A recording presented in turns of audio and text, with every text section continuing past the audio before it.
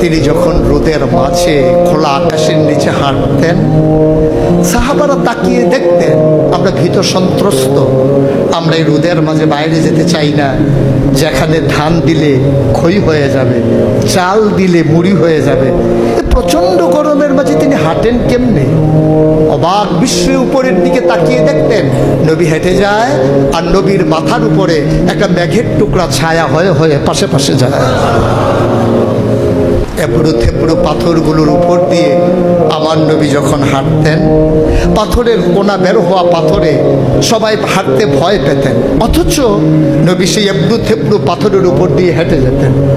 তারা চিন্তা করতেন নবীর কদমের নিচে এই শক্ত পাথর পড়লে উনি কি ব্যথা পান না? পরীক্ষা করার জন্যে পেছনে পেছনে অনেকেই দৌড়াতেন। দৌড়ে দৌড়ে নবীর কদম মুবারকের নিচে যে পাথর পড়ে গিয়েছিল ওরা হাতে তুলে দেখতেন নবীর কদমের সম্মানে শক্ত পাথর তুলার মতো নরম হয়ে গেছে। এ নবী আমার, এ নবী আপনার নবী, এ নবী আমাদের নবী। আমরা প্রাউড ফিল করি।